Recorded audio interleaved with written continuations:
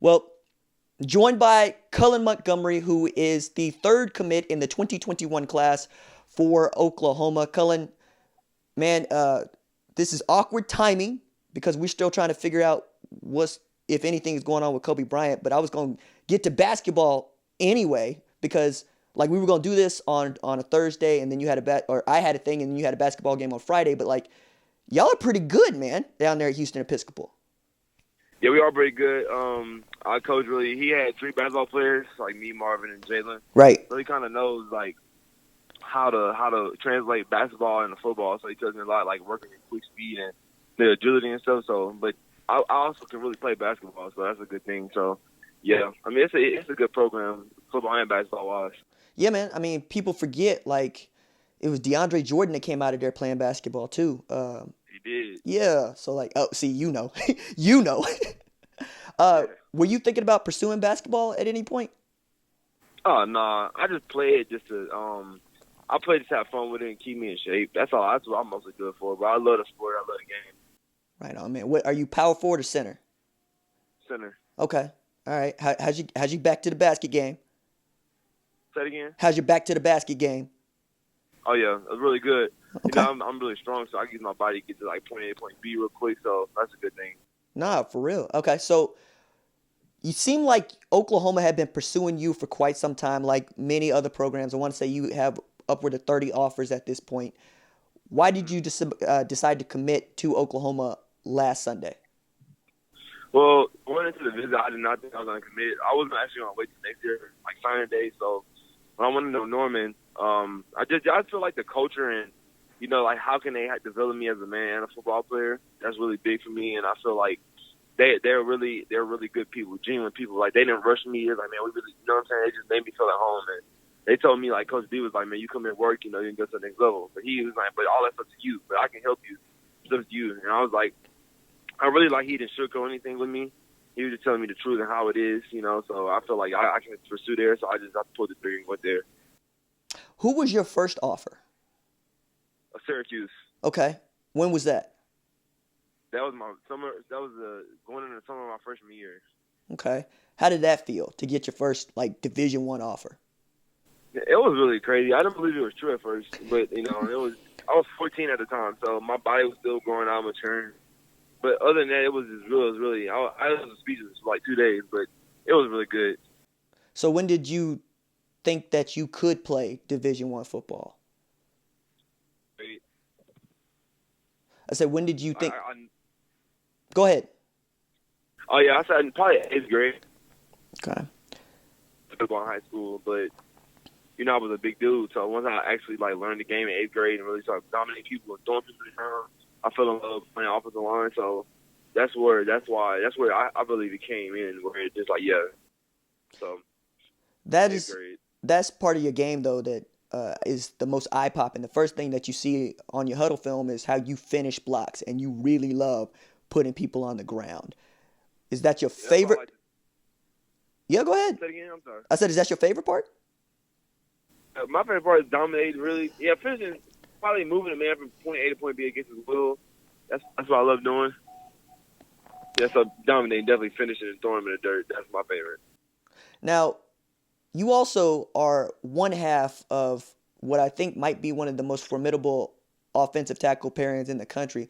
Because correct me if I'm wrong, but your teammate already committed to Ohio State. He did. This is Donovan Wilson? Jackson. Thank you. So like, if I see y'all across from each other and I know that I got the commit to Oklahoma and the commit to Ohio State, which one do I want? Like, which one do I want to go against? I mean, we're really gonna beat you unconsciously if you go in front of us, but you know it's your choice. I mean, whatever your coach lines you up at, you know, you don't get the same result. So do you, what is it like knowing that you guys have that pairing? It's good. We push each other. It's really a good thing. I mean, we also have a center in our class. His name Lulu. He's about to blow up real quick, but he gets to it too. So it's really three of us in the 2021 class. We like 6'4", 300 pounds plus, you know. So I mean, it's really a good thing knowing we got each other's back. And you know, the defensive line is normally scared, so it makes our running backs have like better games, easier games, and bigger holes to run over and stuff. So a good thing. Are you concerned at all about redshirting your freshman year? No, that's not nothing. Whatever I come in here and do, that's, I don't really know yet, but it don't matter. Wherever they see me at and see what's best for me, then I'll do. That's what's up. So I need to ask, when did you start playing football? I started playing football in the third grade, about fifth grade. Okay, and did you ask your parents to play? Was it something they threw you into? How did you come to the sport? I actually asked my mom to play. I was really big, but I wasn't that really. I was okay, not like I was in like 7th and 8th grade when I kind of started going into my own, and But 5th grade, I asked my mom to play, and I was okay. Was there anything about the game that didn't come naturally to you? Anything about the game? Let me think. What's anything about the game that didn't come naturally to me? Probably the aggressiveness. I had to learn how to block. I just knew how to use my body, use my thighs. Yeah. Who's on the phone with you? Say it again? Who's on the phone with you? This is my mom. Hey, I'm RJ. Hello. How you doing, ma'am? I'm doing well. How are you? I'm good. Thank you for letting me talk with him. I appreciate you. Oh, anytime. Well, now that I got you here, can I talk to you for a little bit? Sure. Okay. What made you comfortable about Cullen committing to Oklahoma? He's always kind of liked Oklahoma, and once he got there, he's a kid that always researches everything he does, almost to the point where he can get like obsessive about it. And so, he's always kind of known the schools that really kind of had an impact on him. And when he was there, I think the only thing that really kind of maybe, was a concern for him was, with Oklahoma having the staff that they had and the winnings that they had, if they were going to be, there for a long time. And with having, listened to some of his other friends who had gone through the recruiting process and, the way that the coaches that was a concern for his. And I think that once, Coach Lincoln reassured him that he was going to be there and Coach B kind of gave him the same result, he really felt good about it. And I think for him, that really was the final check that he needed to make sure that, that Oklahoma was a place for him. And he loves, something about a bunch of schools, but I think Oklahoma, the proximity to home and kind of having that small town feeling and, being able to kind of connect. He's used to being in private school, so, it's important to him to be able to connect, with people and make real relationships. And I think that was something that he felt like he could do at Oklahoma. What about you? What was on your final checklist?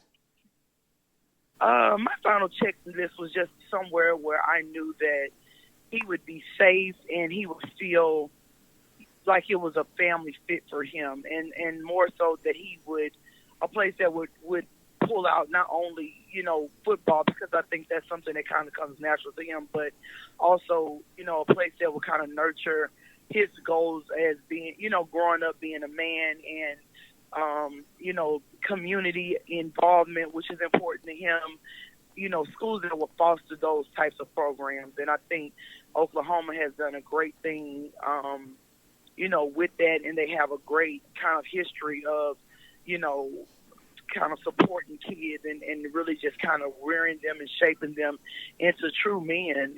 And I think for me that was important. I had one more question for you, man, before I let you go. I know this is impromptu, but I need to ask, and I ask most parents, is there anything that you learned about the recruiting process that you would pass along? Oh, a lot. It really is something that I don't think that you can prepare for. I think that through the process, I would just learn to see what is important to you, because you have a lot of people that can tell you what they think is important, but you have to know your child, and you need to know what things are important to him and where they lie as far as priority. And I would just tell them to write a checklist of, the types of programs that the school offers. When it comes down to the academic, if you know that your child may need, some type of help academically, everybody has a tutoring program, but how available is that tutoring program? And, to what extent will they go to ensure that your child is successful academically? The football portion of most of these programs will take care of themselves, but outside of that, how does that work? And, I would just tell them to make a checklist and just really write down my child's characteristics. What are his traits? What are the things that make him feel comfortable? What are things that may, trigger him or trigger in terms of, maybe anxiety or those types of things? And then how does this school measure up to that? All kids can't go to a really huge school.